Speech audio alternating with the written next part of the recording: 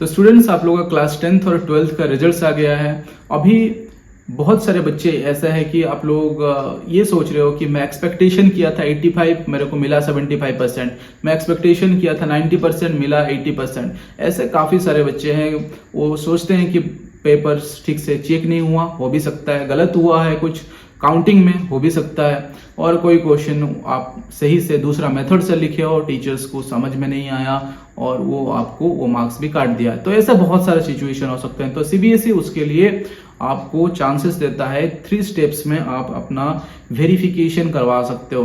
तो 3 स्टेप्स क्या है, उसके लिए सर्कुलर रिलीज कर दिया, पहले भी एक रिलीज किया था, अभी डेट के साथ, प्राइस कितना पैसा देना पड़ेगा, इन डिटेल इसको एक सर्कुलर नोट रिलीज किया है। ये सर्कुलर आपको मैं डिस्क्रिप्शन में लिंक दे दूंगा और आप सीबीएसई वेबसाइट जाके भी ये सर्कुलर इन डिटेल में है, आप डाउनलोड करके पढ़ सकते हो। मैं इसका समराइज कर देता हूं आपको समझाने के लिए कि क्या सिस्टम है।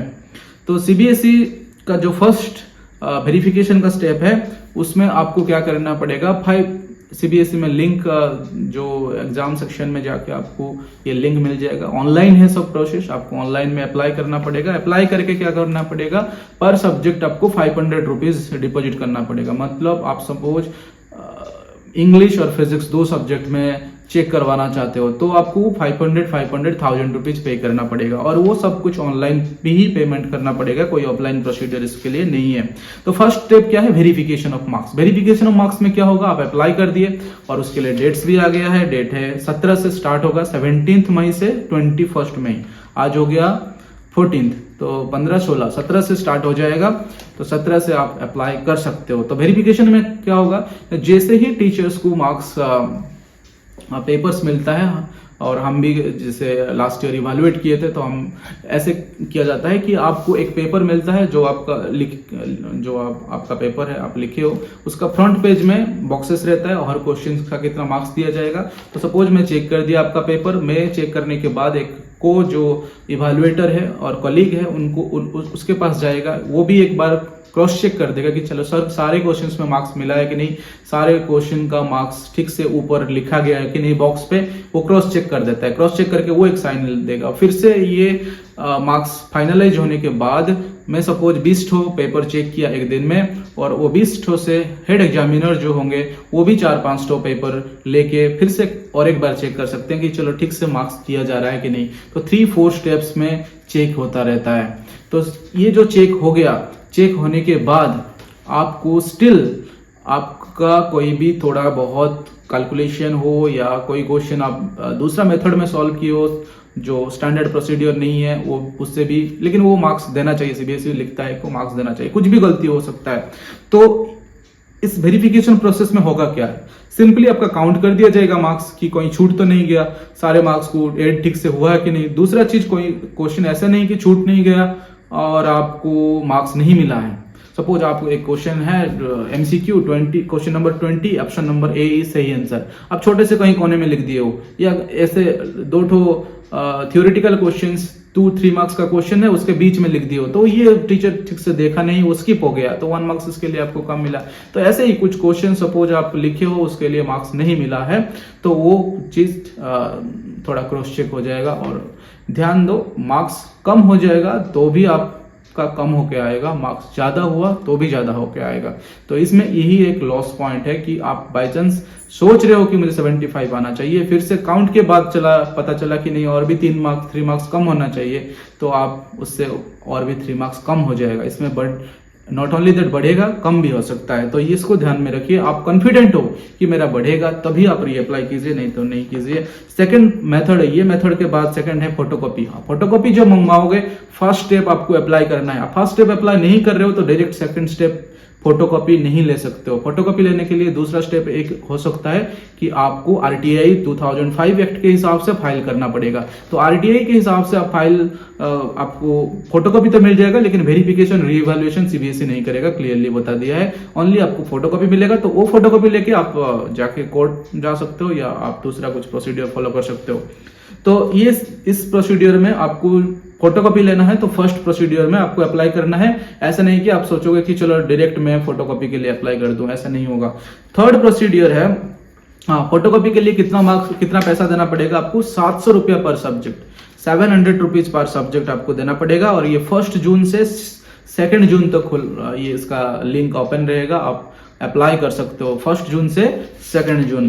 तो द थर्ड स्टेप क्या होगा, रीइवैल्यूएशन प्रोसेस। तो ये दोनों प्रोसेस में मान लीजिए आपको जो फोटोकॉपी मिल गया, आप अपना टीचर्स को दिखाए और आप खुद देखे, उसमें आपको सेटिस्फेक्शन नहीं लगा, चलो ये क्वेश्चन इतना मुझे कम मार्क्स नहीं मिलना चाहिए, ये ठीक से चेकिंग नहीं हुआ, आपको ऐसे लगा, तो आप क्या कर सकते हो, आप एक स्टैंडर्ड आंसर या आपको लग रहा है कि वो ये मार्क्स कम मिला है, आप उसको लिख के आप वही लॉगिन उसी में सबमिट करोगे। कोई भी पोस्ट में भेजना नहीं है, कुछ नहीं करना है, आपको वही जो लॉगिन आईडी मिलेगा उसी के अंदर आपको सबमिट कर देना है। और इसमें जो थर्ड स्टेप रीइवैल्यूएशन प्रोसेस है, उसमें पर क्वेश्चन एक क्वेश्चन का 100 रुपीज करके आपको पे करना पड़ेगा। तो मान लीजिए आप 3 क्वेश्चंस आपका लग रहा है कि ये रीइवैल्यूएट होना चाहिए, तो 3 क्वेश्चंस के लिए आपको 300 रुपीज पे करना पड़ेगा। उसके साथ साथ ये रीइवैल्यूएशन से जब आप अप्लाई करोगे, आपको एक आंसर की भी मिल जाएगा। आंसर की क्या है, जो टीचर हम इवैल्यूएट करते हैं, हम लोग को एक स्टैंडर्ड आंसर की दिया जाता है। जरूरी नहीं कि वही आंसर की से कोई बच्चा थोड़ा दूसरा मेथड फॉलो किया है, मार्क्स नहीं दिया जाएगा, मार्क्स दिया जाता है। लेकिन सीबीएसई एक स्टैंडर्ड आंसर की देता है कि चलो ये डायग्राम के लिए हाफ मार्क्स है, नेक्स्ट डेरिवेशन के लिए 1 मार्क्स है, तो 3 मार्क्स का क्वेश्चन को डिवाइड कर दिया जाता है सेक्शन वाइज, स्टेप वाइज, कि ये स्टेप्स के लिए इतना मार्क्स, ये स्टेप्स के लिए इतना मार्क्स। तो आप उससे भी वेरीफाई खुद कर सकते हो, चलो मैं क्या लिखा हूं और वो मार्क्स के हिसाब से, जो स्कीम के हिसाब से आपको सही मार्क्स मिला है या नहीं मिला है। तो इसके लिए आप ये स्टेप जाने के बाद स्टिल आपको सेटिस्फेक्शन नहीं लग रहा है कि नहीं मुझे मेरा मार्क्स बढ़ेगा, तो आप फिर क्या कीजिएगा, ये रीइवैल्यूएशन का प्रोसीडियर जो है आपको सबमिट कर देना है।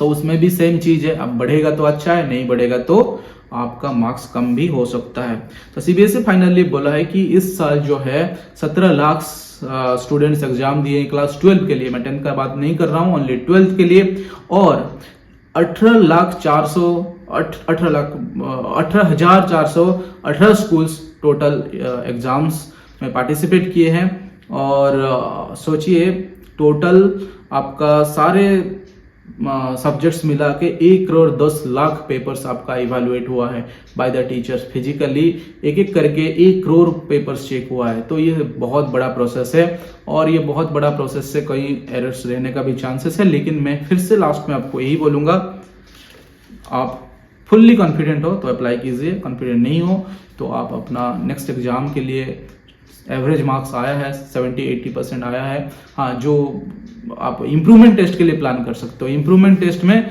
आप एक सब्जेक्ट कम आया तो उसमें पार्टिसिपेट करके बढ़ा सकते हो मार्क्स बढ़ने के बाद आप क्या कर सकते हो, आपका सपोज जेई दिए हो, मेंस हो गया, एडवांस के लिए 75% चाहिए तो आप बढ़ा सकते हो उस करके।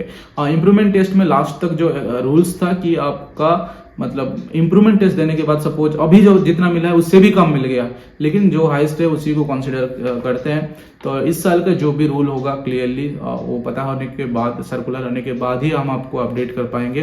सपोज कुछ चेंजेस हुआ, लेकिन आप अपना स्कूल से कांटेक्ट कर सकते हैं, अपना प्रिंसिपल जो आपका सब्जेक्ट टीचर से इन डिटेल बात कर सकते हैं कि इम्प्रूवमेंट टेस्ट का रिजल्ट्स कब, एग्जाम कब होगा और रिजल्ट्स कब आ जाएगा, ये सारी चीज आप डिस्कस कर सकते हो। तो चलिए, कुछ नया अपडेट आएगा तो जरूर मैं आपको बता दूंगा, और प्लस मैं आपको इम्प्रूवमेंट टेस्ट के बारे में भी नेक्स्ट वीडियोज में बताऊंगा। तो आप अभी के लिए जब लिंक जो एक्टिवेट हो जाएगा तो अप्लाई कीजिएगा। कुछ दिक्कत होगा जरूर कमेंट कीजिएगा, मैं फिर से आपको दिखा दूंगा कि कैसे अप्लाई करना है, लिंक कहाँ पे मिलेगा। तो आप लोगों का रिजल्ट कैसे हुआ है, आई होप कि बहुत लोगों का सबका अच्छा हुआ है। तो जो लोग सोच रहे हो कि मुझे जितना मिलना चाहिए था कम मिला है, जरूर कमेंट कीजिएगा। तो see you in the next video, thank you for watching, see you in the next one.